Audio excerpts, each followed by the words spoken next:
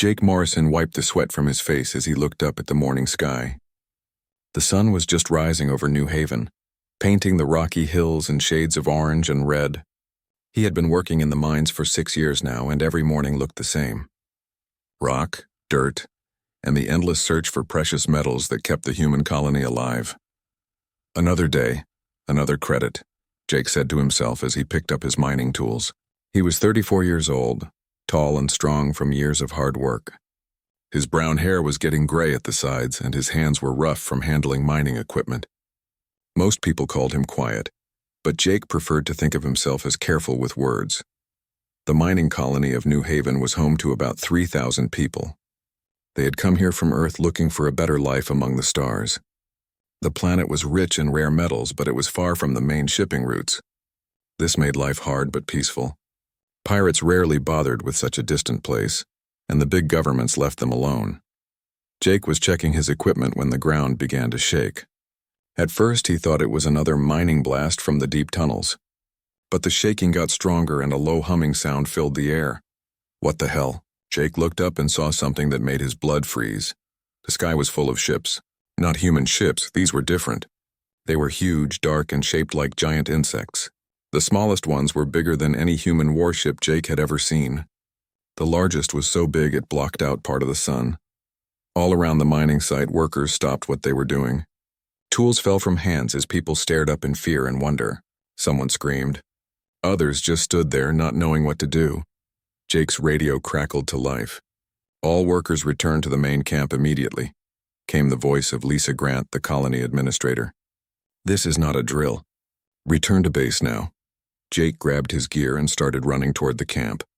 Other miners were doing the same, their faces pale with worry. Nobody spoke much as they ran. What was there to say? They all knew that ships like these meant trouble. The main camp was in chaos when Jake arrived. People were running everywhere, some packing belongings, others just standing around looking scared. Children were crying and parents were trying to calm them down while looking terrified themselves. Lisa Grant stood on a platform in the center of camp, trying to get everyone's attention. She was a smart woman in her 40s who had kept the colony running smoothly for years. But now she looked as worried as everyone else. "Listen to me," Lisa shouted over the noise. "We have received a message from the ships. They are not attacking. They want to talk." "Talk about what?" someone yelled from the crowd. "I don't know yet," Lisa replied, "but we need to stay calm. Panic will not help anyone." Jake pushed through the crowd to get closer to Lisa.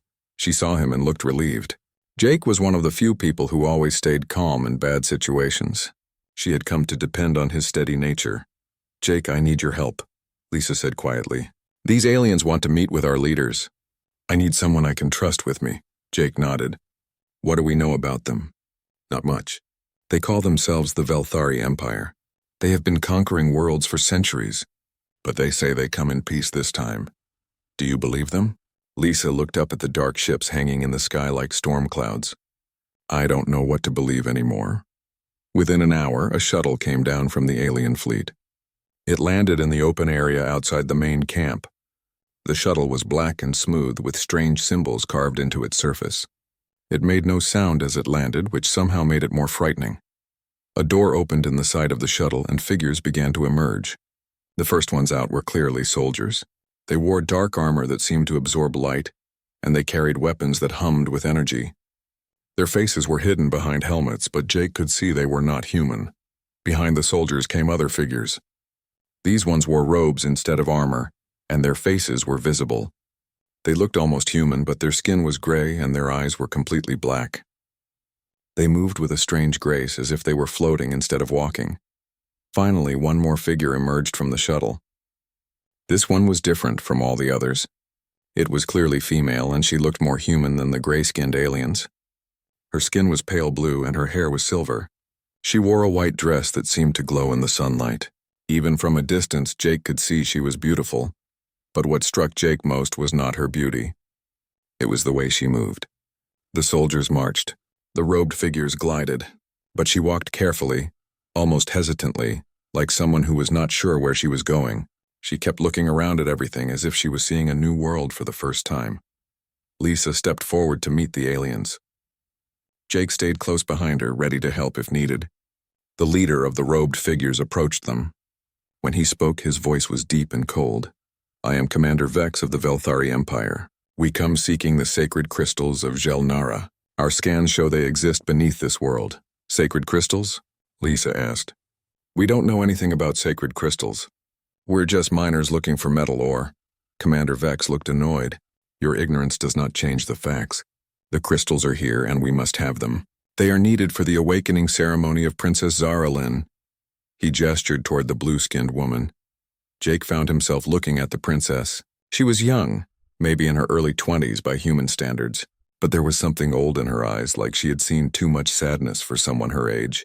She was looking around the camp, watching the human children play and the families huddled together. "We will take what we need," Commander Vex continued.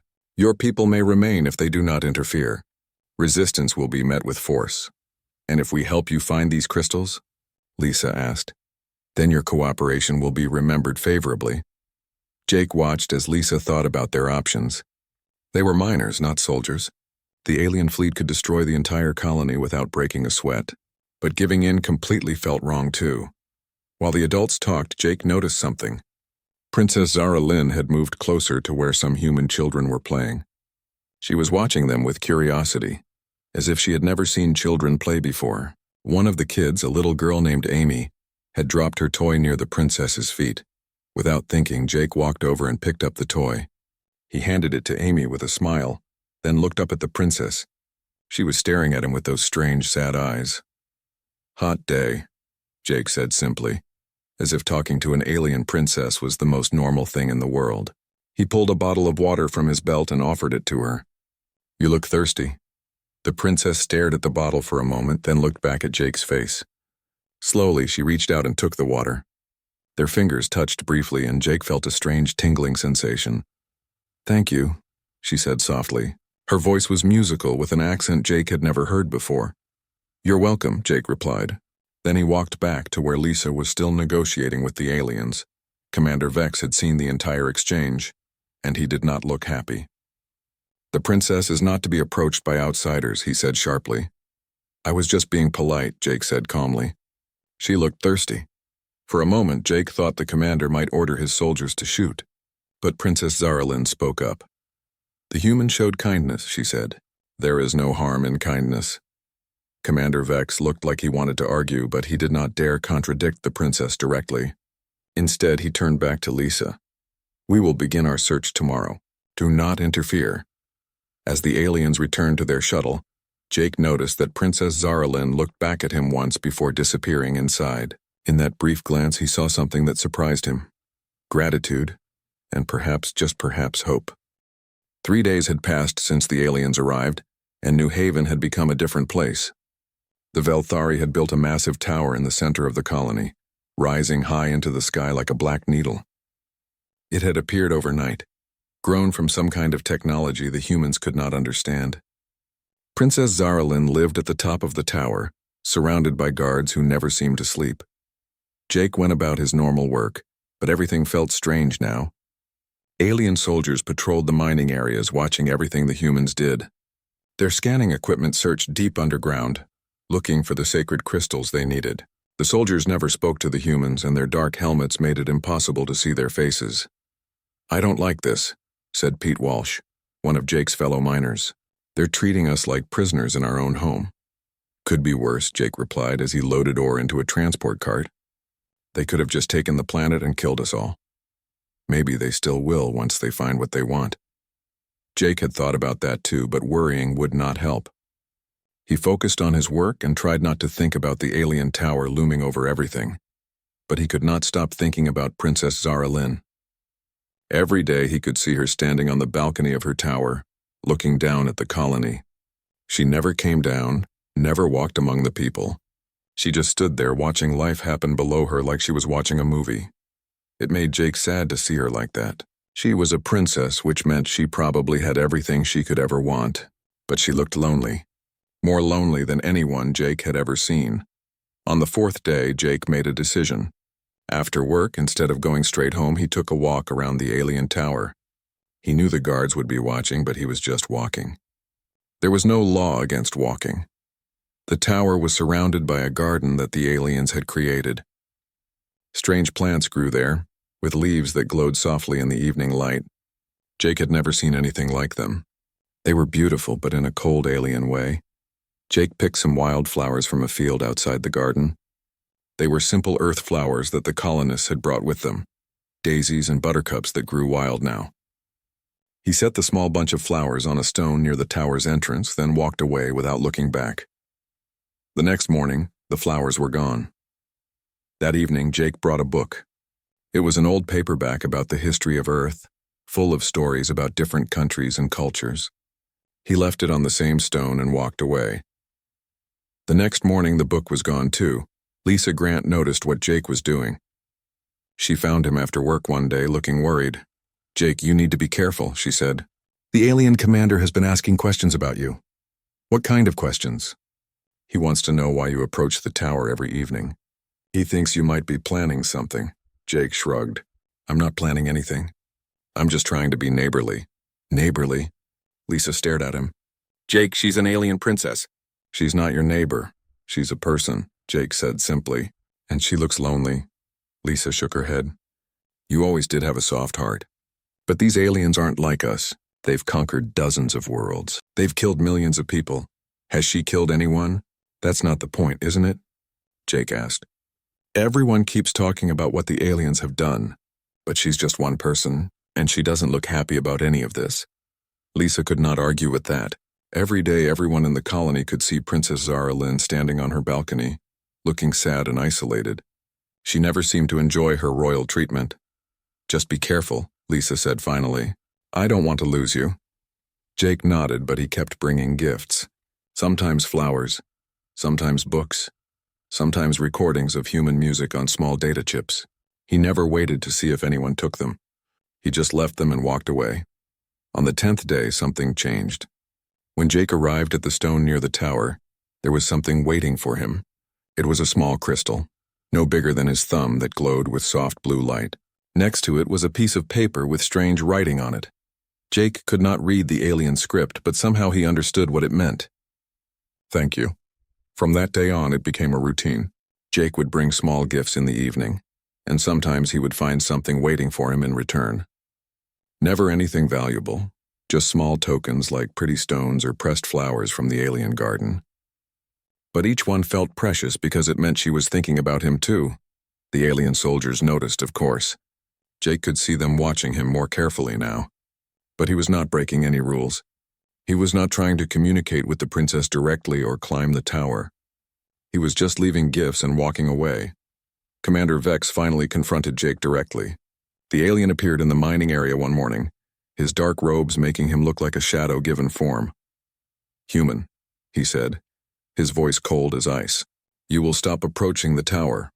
"I'm not approaching anything," Jake replied calmly. "I'm just taking walks. You leave objects near the princess's dwelling." "This must stop. Why?" The question seemed to surprise Commander Vex. "Because I command it." "That's not really a reason," Jake said. "I'm not hurting anyone. I'm not bothering anyone. I'm just being friendly. The princess is not your friend. She is sacred. She must remain pure for the awakening ceremony." "What does that mean, pure?"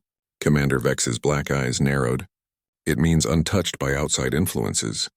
The ceremony requires her mind and spirit to be clean of foreign thoughts." Jake thought about that for a moment. "So she's not allowed to have friends?"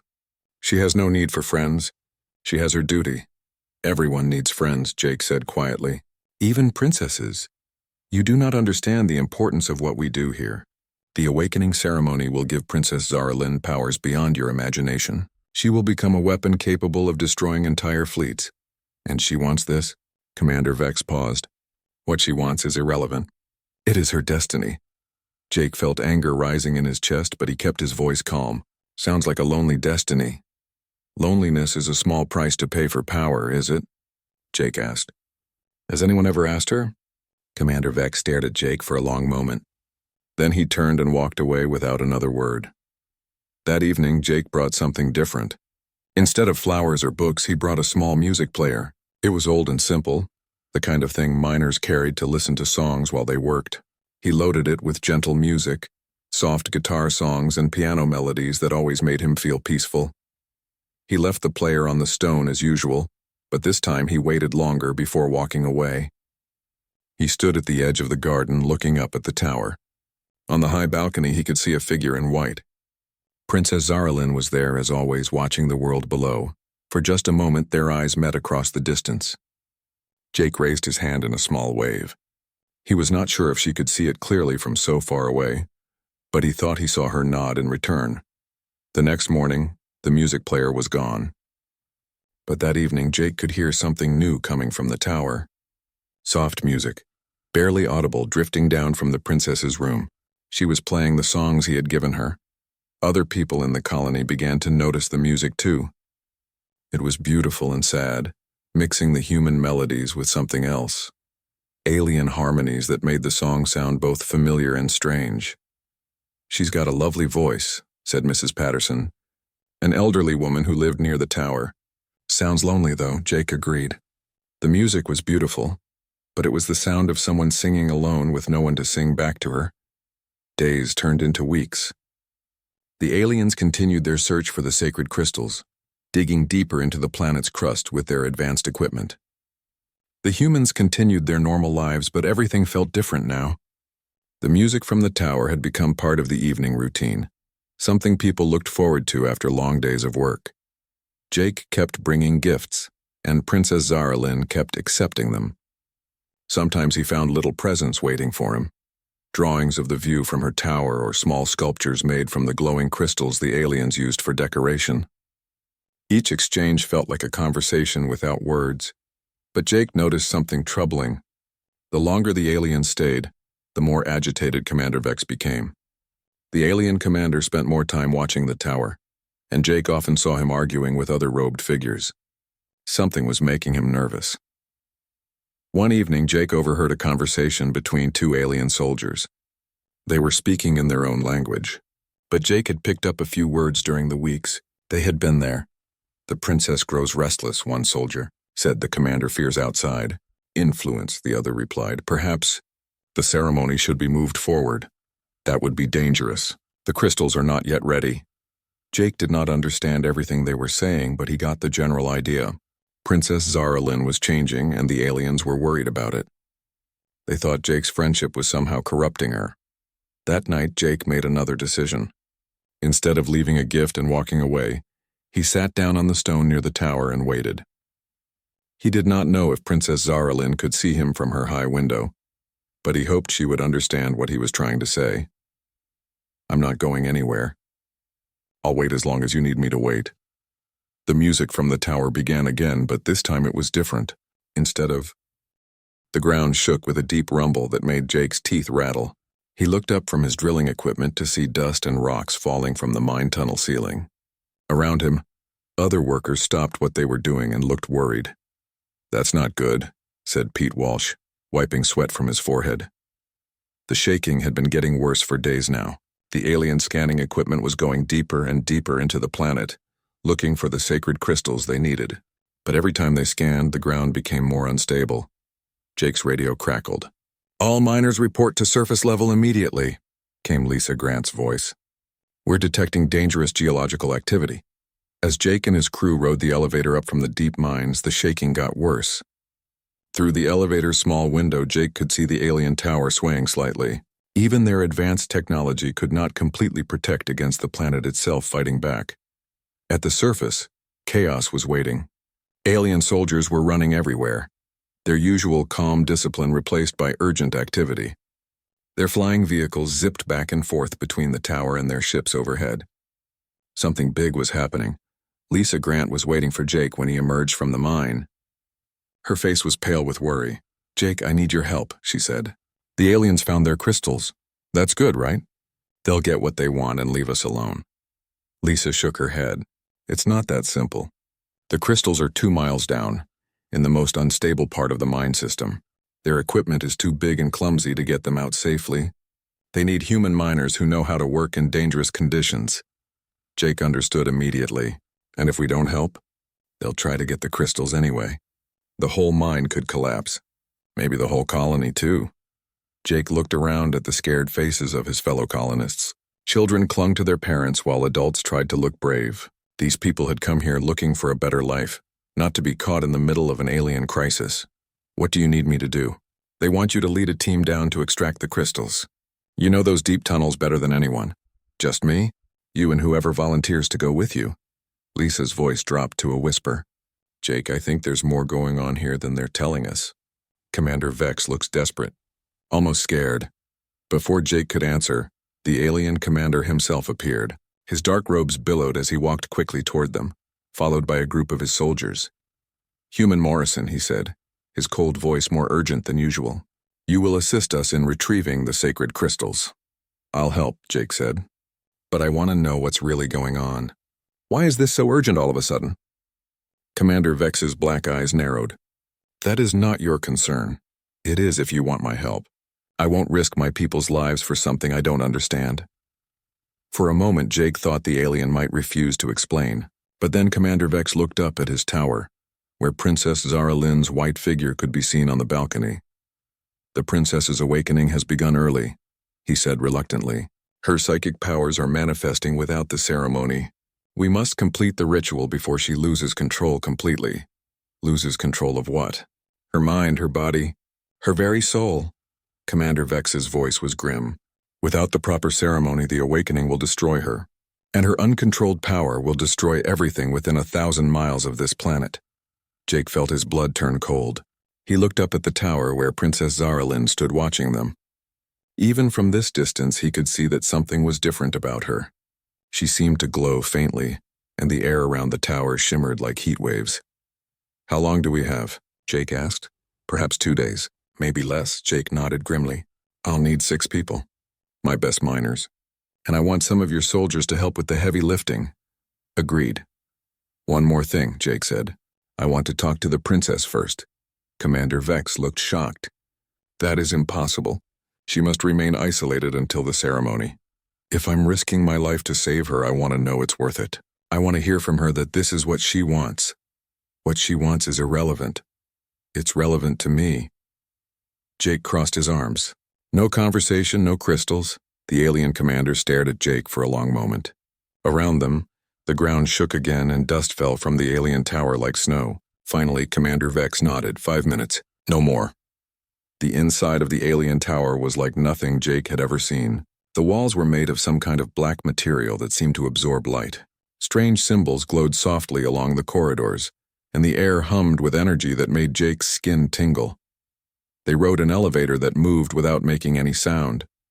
Jake could feel them rising higher and higher, up toward the top of the tower where Princess Zara Lynn waited. The elevator stopped, and the doors opened into a large circular room. The walls were made of transparent material that gave a perfect view of the colony below. In the center of the room, Princess Zara Lynn stood with her back to them. She was different from when Jake had first seen her. Her blue skin seemed to glow from within, and her silver hair moved gently even though there was no wind. The white dress she wore appeared to be made of light itself. Princess, Commander Vex said formally, the human Morrison wishes to speak with you before attempting to retrieve the crystals. Princess Zara Lynn turned slowly. When she looked at Jake, he gasped. Her eyes, which had been normal before, now glowed with the same soft blue light as her skin. But despite the otherworldly appearance, Jake could still see the person he had been leaving gifts for. She was still there inside the growing power. Jake Morrison, she said softly. Her musical voice now had an echo to it, as if multiple people were speaking at once. You came. I said I would wait as long as you needed, Jake replied. I keep my promises. A small smile crossed her glowing features. Yes, you do. She looked at Commander Vex. Leave us. Princess, that is not... Leave us. The authority in her voice made the walls of the room vibrate slightly. Commander Vex bowed reluctantly and left, though Jake knew he would be listening at the door. When they were alone, Princess Zara Lynn seemed to relax. The glow around her dimmed slightly and she looked more human again. I can hear their thoughts now, she said quietly. All of them. The soldiers, the priests, the people in your colony. Their minds are like radio stations all playing at once. But your mind, as she tilted her head, studying Jake. Your mind is quiet, peaceful. It's the only place I can find silence anymore. Is that why you accepted my gifts? At first, yes. But then I began to understand what they meant. You were not trying to gain something from me. You were simply being kind. I had never experienced kindness without purpose before. Jake stepped closer to her. The commander says you need this ceremony to survive. Is that true? Princess Zaralyn nodded sadly. The power is growing inside me like a fire. If it is not properly channeled through the ritual, it will burn me alive from the inside, and then it will keep burning, spreading out from my body until it destroys everything. And after the ceremony, what happens to you then? I become what I was born to be. A weapon for the Empire. My thoughts will be controlled. My actions directed by the War Council. I will have the power to destroy worlds, but I will no longer be myself. Jake felt anger building in his chest. That's not right. You should have a choice. Choice is a luxury for those who are not born to duty. Her glowing eyes looked infinitely sad. But in these past weeks, watching your people receiving your gifts, I have begun to understand what choice might feel like. There has to be another way. Perhaps. But first, we must ensure I survive long enough to find it. She reached out and touched Jake's hand. Her skin was warm, almost hot, and Jake felt a strange tingling where she touched him. Will you help me? Yes, Jake said without hesitation. But not because some alien empire ordered me to. Because you asked me to. The smile that crossed Princess Zaralyn's face was the most beautiful thing Jake had ever seen. For just a moment, the glow around her seemed to pulse brighter. But it was warm instead of cold, like sunlight instead of fire. Thank you, she whispered. An hour later, Jake was back in the deep mines with his team. Pete Walsh, Danny Chen, Maria Santos, Carlos Rivera, Tom Jackson, and Betty Murphy, the 6 best miners on New Haven. They had all volunteered immediately when Jake explained what was at stake. The alien soldiers who accompanied them moved awkwardly in the narrow tunnels. Their advanced armor was designed for open combat, not underground work. But they carried equipment that could lift and move the heavy crystal formations that lay 2 miles below the surface. Stay close together, Jake called to his team as they descended. These tunnels are more unstable than usual. The alien scanning has weakened the support structures. The deeper they went, the stronger the vibrations became. Jake could feel power pulsing through the rock around them, like a heartbeat in the planet's core. The crystals they were looking for were not just valuable. They were alive with some kind of energy Jake did not understand. At the 2-mile mark, they found them. The sacred crystals filled a cavern the size of a cathedral. They grew from the floor and ceiling in twisted formations that looked like frozen lightning. Each crystal was taller than a person and glowed with the same blue light Jake had seen in Princess Zaralyn's eyes. My God, whispered Maria Santos. They're beautiful. They were. The first crystal came free with a sound like breaking glass mixed with thunder. Jake and his team had worked for 4 hours in the dangerous cavern, carefully cutting away the rock around the sacred formations. Every movement had to be perfect. One wrong cut could bring down the entire cavern roof. That's one down, Jake said, wiping sweat from his face. The crystal they had extracted was as tall as a person and glowed with blue fire. Even through their protective gear, Jake could feel its power humming in his bones. Above them, through 2 miles of rock and earth, they could all feel something else.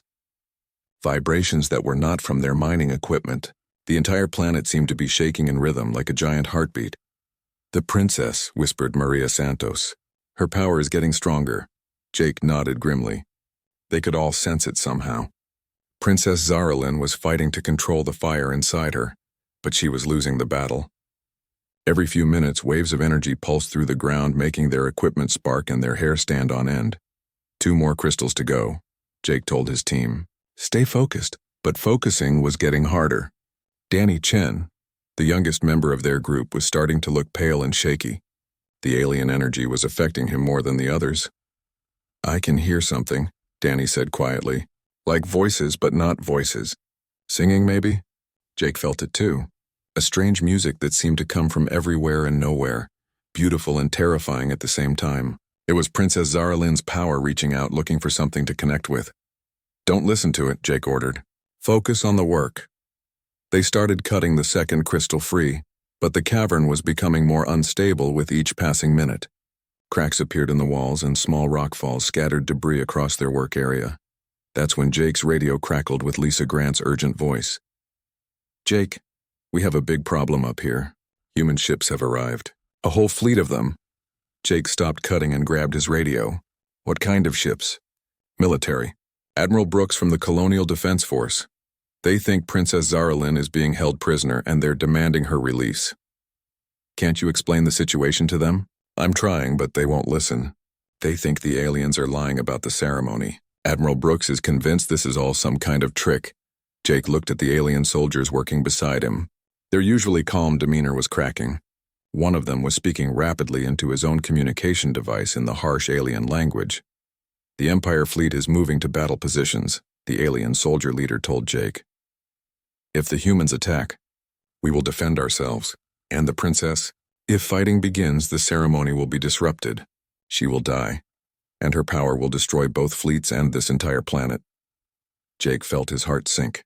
They were trapped between two forces that were about to start a war, with Princess Zaralyn's life and everyone's survival hanging in the balance. How long until the second crystal is free? He asked his team. Another hour at least, replied Carlos Rivera. We don't have an hour. Jake made a quick decision. Change of plan. We're going to speed this up even if it's more dangerous. Jake, that could bring down the whole cavern, Pete Walsh protested. If we don't get these crystals up there soon, the whole planet is going to be destroyed anyway. They worked faster, taking risks they would never normally take. The alien soldiers helped, using their advanced equipment to shore up the weakening cavern walls. Above them, the vibrations were getting stronger and more frequent. The second crystal came free just as the shooting started. Even 2 miles underground, they could feel the impact of energy weapons firing in space above them. The human fleet had opened fire on the alien ships and the Velthari were shooting back. The ceremony chamber is under attack, the alien soldier leader reported. Several of our ships have been damaged. What about the tower? Jake asked, still standing. But if the humans target it directly, Jake did not need him to finish the sentence. If the tower was destroyed while Princess Zaralyn was still inside, fighting to control her growing power, the explosion would take out half the planet. They started on the third and largest crystal. This one was embedded deep in the cavern wall, surrounded by the most unstable rock formations. Extracting it would require perfect precision and a lot of luck. Danny, Maria, I need you to shore up that support beam, Jake ordered. Carlos, Tom, help the aliens move the other crystals to the elevator. Pete, Betty, you're with me on the extraction. As they worked, the space battle above them grew more intense. Each impact sent shockwaves through the ground, making their already dangerous work nearly impossible. I can't hold this steady, Betty Murphy called out as her cutting tool shook in her hands. Just a few more minutes, Jake replied, though he was not sure they had even that much time. That's when Danny Chen suddenly stopped working and stood up straight, his eyes wide with fear and wonder. She's calling to me, he said in a dreamy voice. The princess. She wants help. Danny, stay focused, Jake ordered sharply. But it was too late. The young miner was already walking toward the largest crystal, drawn by some invisible force. When he touched its surface, blue light flowed up his arm and into his body. Danny, get away from there.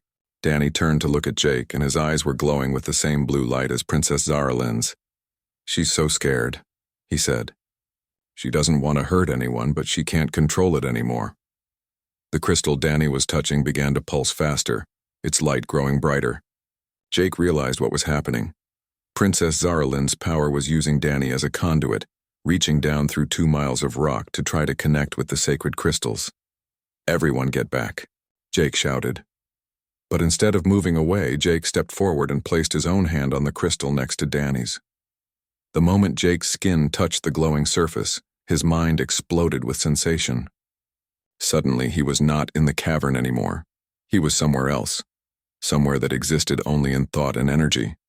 Princess Zaralyn was there, but not physically. This was her mind, her soul, surrounded by walls of blue fire that grew higher and brighter with each passing second. Jake? Her voice echoed strangely in this space that was not a space. How are you here? I told you I'd wait, Jake replied. I'm here to help. The fire is too strong. I cannot hold it much longer. When it breaks free, it will consume everything. Jake could see what she meant.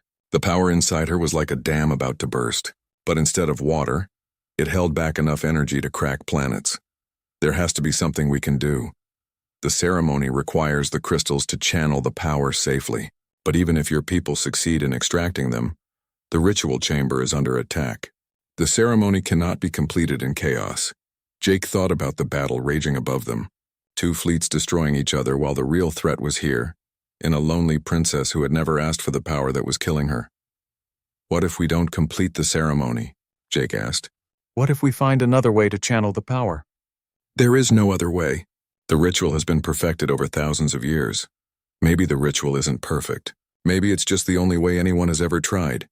Princess Zaralyn stared at him through the flames that surrounded her mind. What are you suggesting? I'm suggesting that you don't have to become a weapon. You don't have to lose yourself to duty. There might be another path. Even if that were true, we have no time to find it. The fire grows stronger every moment. Jake looked around at the burning walls of her mind. An idea was forming, crazy and dangerous, but maybe their only hope. What if you don't fight the fire? He said. What if you let it burn but give it somewhere safe to go? I don't understand. The crystals. They're connected to you, right? Part of the same energy? Yes, but so instead of using them to control the power, what if we use them to share it? Spread it out so it's not all concentrated in one person. Princess Zaralyn's eyes widened. That has never been attempted. It could kill us both, or it could save us both, and everyone else. Around them, the walls of fire grew higher and more unstable. Time was running out. Jake, Princess Zaralyn said softly, if we try this and it fails, you will die. If we don't try it, everyone dies anyway. Jake reached out toward her through the flames. Trust me. She looked at his outstretched hand for a moment that felt like forever. Then she reached back and took it. The moment their minds touched, Jake felt the full force of her power flowing through him. It was like being struck by lightning and hit by a tidal wave at the same time. But somehow, instead of destroying him, the energy found a new path. Through Jake's connection to the crystal, through the crystal's connection to its brothers, the burning power began to spread and dissipate.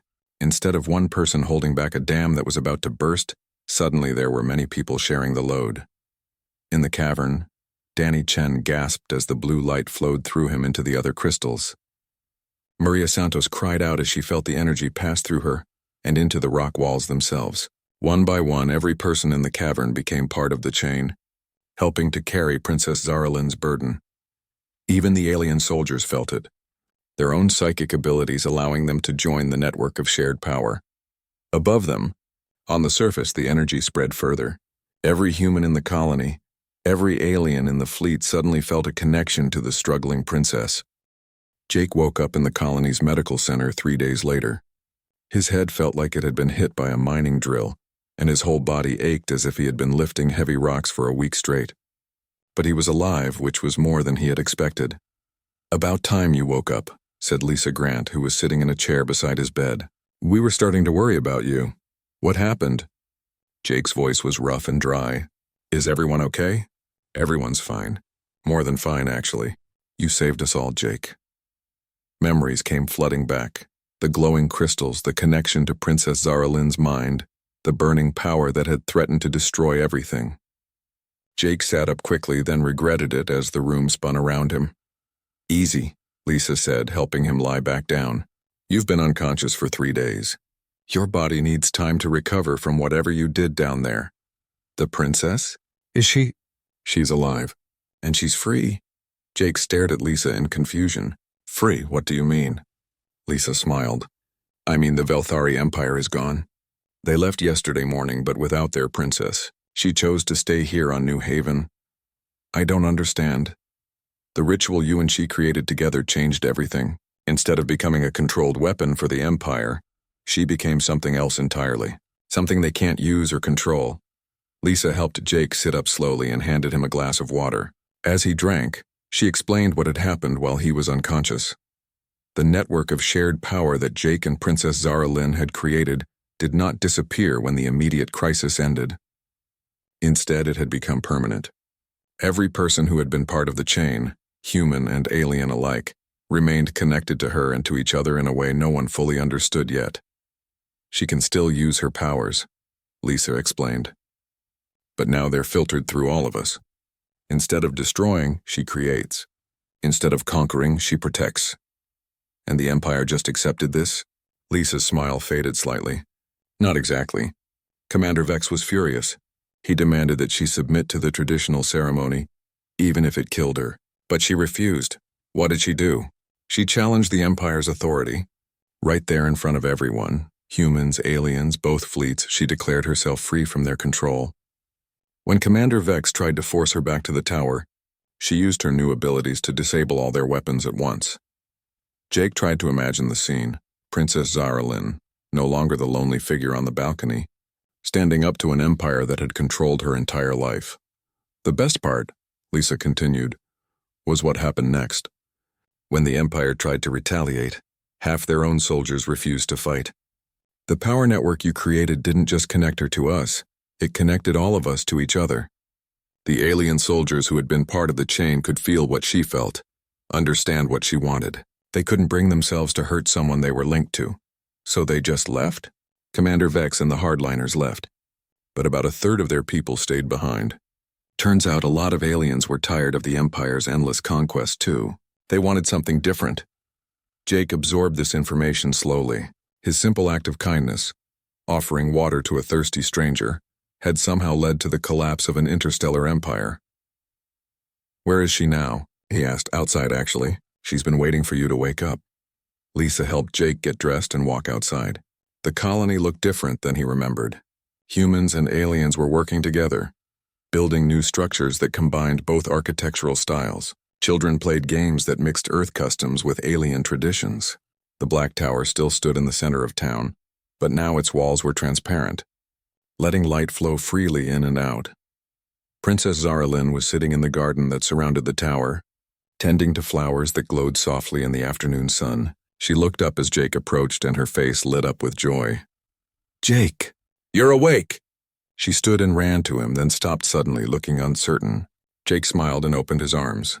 She stepped into his embrace, and Jake felt the warm connection between their minds. No longer the desperate fire of her awakening, but something gentle and peaceful. "Thank you," she whispered, "for everything. You don't need to thank me. We helped each other." She pulled back to look at him. Her eyes still glowed with soft blue light, but now it was warm instead of cold. Her silver hair moved in a breeze that carried the scent of both earth flowers and alien plants. "I have something to show you," she said, taking his hand and leading him toward the tower. Inside, the dark walls had been replaced with crystal panels that filled the space with rainbow light. The elevator no longer moved in silence. Now it played gentle music that mixed human melodies with alien harmonies. They rode up to what had once been Princess Zara Lynn's prison at the top of the tower. But the room was completely different now. The walls were gone, replaced by an open balcony that looked out over the entire colony. Gardens grew everywhere, filled with plants from a dozen different worlds. "This is beautiful," Jake said. "This is our home," she replied. "If you want it to be." Jake looked at her in surprise. "Our home? I am no longer a princess of an empire that no longer wants me. I am just Zara Lynn now, and I choose to stay here with the people who showed me what kindness looks like." She took his hands in hers. "But only if you want me to stay." Jake had spent weeks leaving gifts for a lonely alien princess, never expecting anything in return except the knowledge that he had made someone feel less alone. He had never imagined that she might choose him, choose this simple life over all the power and glory the galaxy could offer.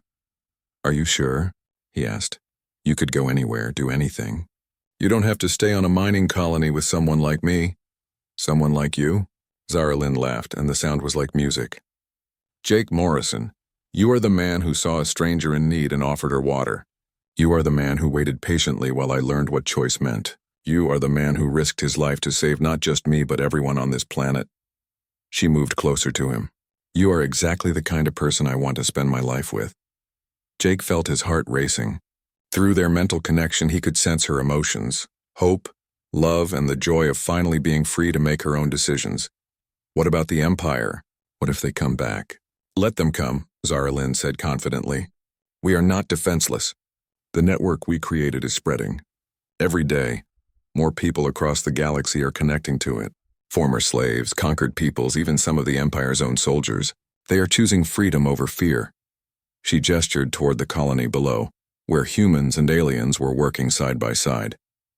"This is just the beginning, Jake. We are building something new here. Not an empire built on conquest, but a community built on choice and cooperation." Jake looked out over New Haven and saw the truth of her words. The mining colony was becoming something unprecedented, a place where different species lived together as equals, connected by the same network of understanding that had saved Princess Zarlin's life. "So what happens now?" he asked. "Now we live," Zarlin said simply. "We build our home, tend our gardens, and welcome anyone who wants to be part of something better." She smiled. "And maybe if you want to, we can have that conversation I've been hoping for since you first offered me water." Jake laughed. "What kind of conversation?" "The kind where two people who care about each other figure out what comes next." Jake took her hands and pulled her closer.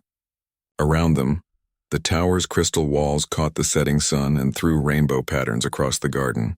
In the distance, he could see the mixed human and alien crews working together, building a future none of them could have imagined just weeks before. "I love you," Jake said simply. "I love you too," Zarlin replied. They stood together on the balcony as the sun set over New Haven, two people from different worlds who had found something worth fighting for in each other. Below them, the colony that had become a refuge for anyone seeking freedom continued to grow and change. The Velthari Empire still controlled much of the galaxy, but its grip was loosening. Every day more people heard about the mining colony, where an alien princess had chosen love over power, where a simple human had proved that patience and kindness were stronger than force and fear. Jake Morrison had never wanted to be a hero. He had just wanted to help someone who looked thirsty and lonely. But sometimes the smallest acts of kindness grow into something larger than anyone could have imagined. As the stars came out above New Haven, Jake and Zarlin began planning their wedding.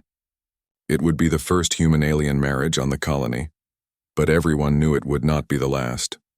Love, like freedom, has a way of spreading when people are free to choose it. The alien virgin who had been guarded by an empire had chosen the one man who waited, and in making that choice, she had changed not just her own fate, but the fate of everyone who believed that there had to be a better way to live among the stars. Their story was just beginning, but it was a story of hope. The kind of hope that builds new worlds and tears down old empires, one act of kindness at a time.